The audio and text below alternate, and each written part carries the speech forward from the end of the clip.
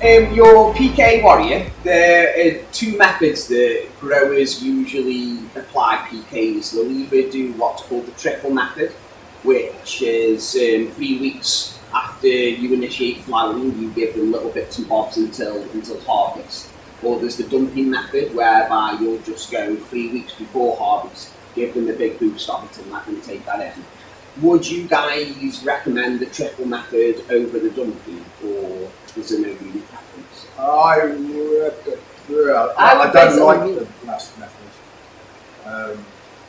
I actually would not do that at all. Again, you've got to realise that, and again, this is an understanding about how plants assimilate nutrients. When plants are growing vegetative structures, leaf stems, the requirement for nutrient is a lot higher at that stage than later on. So probably people who have experienced in pure active systems, maybe in the circulating systems, the nutrient concentration drops. In run-to-waste systems, maybe you will see a reduction in the nutrient during that vegetative period. It's the reverse in the flowering. Conductivities generally rise. So you've got to really ask, well, what's going on? It's down to the nutrient requirement. The plants actually want the nutrients to build the structure, but during the latter parts of flowering, the requirement is much less to increase flower size. So the dumping method at the end, you've got to be careful, because I actually think you're much more likely to cause toxicity. Yeah. Because the plants just don't require all that nutrient. So what happens, you reduce water uptake, there's the cooling problems in the plant, and then you get problems.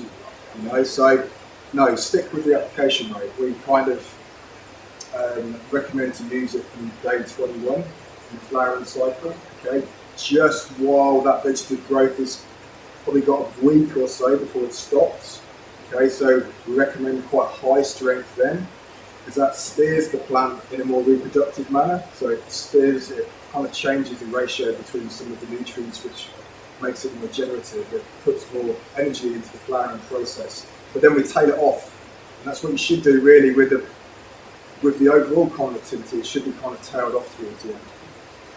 And your silicon products, if you growers / viewers aren't aware that it needs to be added to the reservoir before anything else, would you mind telling us about the interaction of silicon and why it needs to be added before and rather than afterwards? Well, silicon itself, again, is another one of these tricky little compounds that doesn't tend to like other nutrients, so it reacts with them. So it's a very good idea that you dilute this down. If you've ever noticed, if you just put silicon in, it's quite alkaline. You've got a very, very high pH occurring as opposed to an acidic pH occurring. So what you need to do is dilute that down so when the nutrient is added, there isn't a reaction that occurs because it falls out of solution. What you tend to find if you add your nutrient first, there's a pH drop, which if you add then the silicon to that lower pH, the silicon will precipitate out and you'll get lumps of jelly in the bottom forming and you'll get a big white sort of cloud occurring. But if you add your water first, 3/4 of your tank, your water first, add your silicon, give it a really good mix, have the pump pumping around, so it's moving it all the way around the actual tank. Fill it up and then add the rest of your nutrient to that, everything will be fine. You won't get that precipitation occur because you've got that diluted down and you haven't got that low pH which causes the precipitation of the silicons out. Something else to be aware of is with acid as well. Another mistake is that acid is a lot heavier than water. So people will add acid to water, hit the bottom of the tank, and you'll be measuring pH at the top. So you're thinking, at the bottom. Yeah, and a lot of people make that mistake as well. So that movement of the actual solution is really, really important. Yeah. I mean, there's a different way you can do it as well. I mean, let's just say you're in the soft water area. What you could do is that you could actually apply the silicon into your nutrient tank first, okay? Which probably goes against what people normally do. But once you've applied the silicon, as long as you reduce the pH to below 7, okay, when it goes below 7, it won't kind of react with the calcium compounds. You can then add the nutrients there at that point, and you won't get any kind of clouding that happens. People who have used your products before and people who haven't, who have just read the labels, will be aware of the smart gen, Aqualabs and technology that you've got. Would you care to explain a little bit more about that? From a performance point of view, how can we kind of improve it to most of the other nutrients out there, which are just really kind of, mineral nutrients, primary, secondary, trace elements. There's not much else in there.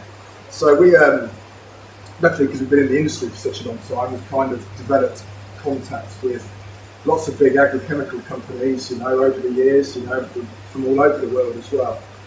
And we actually came across a really interesting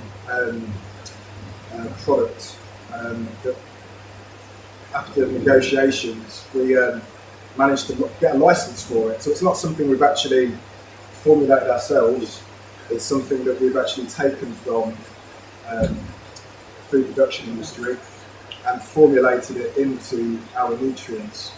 But this particular, so Smart Zen is actually, I think it was 9 years in the making, and I think there's actually 200 different research institutions that have had some involvement in the development, but also recording the trial data. One of the other products that we've yet to touch upon is the Dragon Force, which I have here. Would you like to tell us exactly how this works? Fantastic product. Anyone who uses it absolutely loves it. Based it on the idea of giving the plant the death signal. So it's got increased levels of sulfur in there to trigger the plant and steer it into saying your life's over, you're going to die. So what the plant then does is take all that nutrition out of its root zone and puts its last little bit of energy into those flower sets. It also helps to remove some of the salts that can build up into the plant as well. So it's not only a flusher and a finisher, it's a forcer, the Dragon Force name, but it's completely mineral based as well. So it's about that death signal, like telling the plant you're coming to the end of your life, give it that last little bit like you would in autumn and plants would out in the fields. Well, that's been everything then. I am Chris. This has been the Aqualabs lovely, lovely greenhouse. See you next time.